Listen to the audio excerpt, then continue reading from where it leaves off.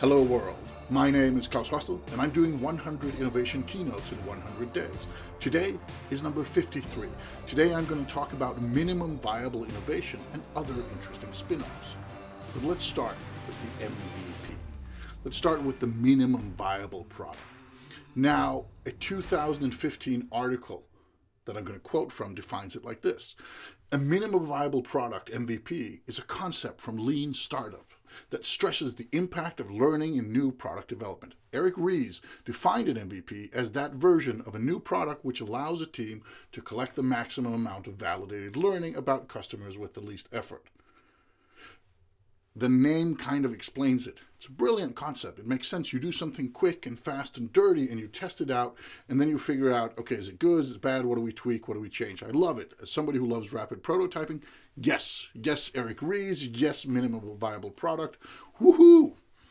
Now, we're going to introduce the spin-offs, because when something good comes into the world, something useful, something that's catchy and kind of gets a buzz, then of course people will copy it, they will clone it, they will imitate it, they will adapt it, all sorts of nice stuff.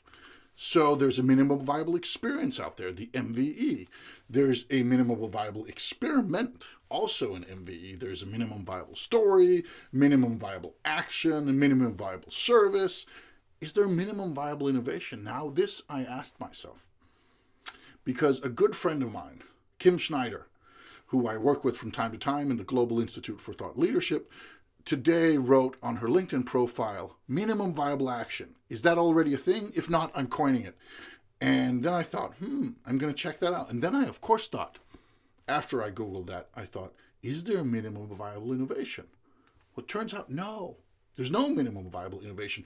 Nobody has kind of defined that in a way that's gotten to the internet. And it's pretty easy to get to the internet. However, there is minimum viable innovation system from a Harvard Business Review article. So perhaps this isn't a new thing. And is there a difference? We'll get into that. So what can be learned from this? What about these spin-offs and so on? What can be learned from them? Well, first off, sorry, Kim, MVA, minimum viable action, has been taken. Good thing, but I don't think you can claim that one. Number two, I'm coining minimum viable innovation, because while there's innovation systems, sure, that's fine. Harvard Business Review, yeah, great. I'm going to coin minimum viable innovation. I'm going to define it later in this talk. Number three, MVXs, MV whatevers, are both a little bit silly. I'm going to go back a slide. Are both a little bit silly, and they're also quite useful. Now, when it comes to being silly, it's because it easily gets to be a mess. There are now several MVEs, people who try to fit their concept into this minimum viable something, and sometimes it works well, sometimes a little bit more tricky. They're quite useful because once you've understood the idea of minimum viable product, then it's easy to go from there to minimum viable experience or a minimum viable story or minimum viable da-da-da-da-da. So in that way, it's nice to have it as a fan or like the tip of a spear that penetrates and then it expands. This is not something that's unique to minimum viable, etc.'s. Good example is the event design canvas created by some Dutch gentlemen that I happen to know, and they've trained hundreds of people in using this. They've spread it around the world. It's super useful and great when you're designing events. It's, of course, also a spin-off of the business design canvas, but that doesn't make it worse. It just makes it easy because somebody came up and said, here's this idea, this visualization of the business design canvas. And then these guys, the Event Design Collective, said, there's something there. Let's make an event design canvas. And they did, and they've spread it, as said, globally, and it works, and it's great. So why are these a good thing for us all? Well, the reason they're a good thing is exactly that, because once you have one concept, you can expand it into a lot of different concepts. Once you have the business design canvas, and you're saying, I'm not in a business designer, what do I need that for? Oh, but the event design canvas. Oh, I'm an event designer, that's just my thing. So even if you're not into the original minimum viable product, business design canvas, whatever it is, you might be into one of the spin-offs. They might be useful to you. Now, why is this a bad thing? Well, because the playing field gets crowded. If somebody talks about an MVP, if it's in a sports context, it's usually most valuable player. But if it's in a business context, most of us will know that it's most of us will know that it's minimum viable product.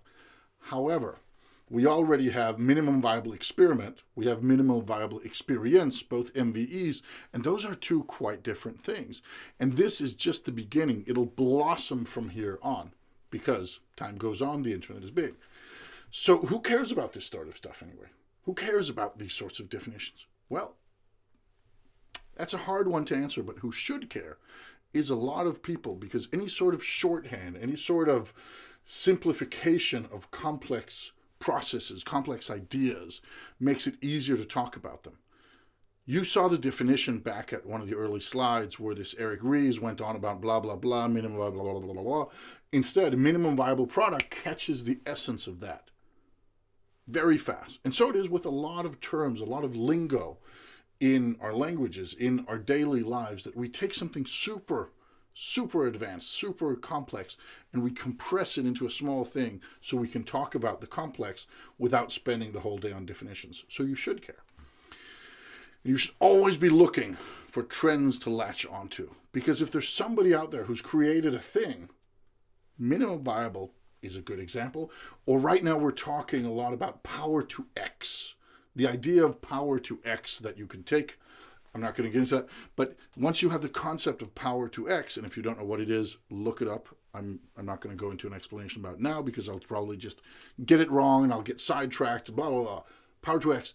Now other people, once they have that, are talking about other things to X. So once you have the 2X principle, then you can look at not necessarily power to X, but something else to X as well. So finding trends, catching on to them, makes communication easier, and that's generally a good thing. Back to minimum viable innovation. This is me. This is me saying something. This is me saying minimum viable innovation is the biggest change you can make without asking anyone for permission. Now, the reason I take this is because until today, I hadn't thought of the idea of minimum viable innovation, but I've used this question, this concept. I've used that for years, many years, asking people what is the biggest change you can do in your life, in your organization, company, whatever, without asking anyone for permission. For some people, it's moving where the trash can is. For others, it's changing a font in a document. For some, it's spending $10 million. So I feel that it fits this minimum viable innovation pretty nicely. On the other hand, shouldn't it be called maximum viable innovation? Because it's the biggest thing you can do. The answer to that, we're going to look for that by finding out, is there something called minimum viable explanation? And of course, it turns out there is something called minimum viable explanation because some smart person, Chris Lizzie, it seems, found out, and this is also an MV, complicating things further. But using the idea of a minimum viable explanation to explain, should it be called minimum viable innovation or maximum viable innovation? I'm going to say, what's the MVE for that? It's complicated.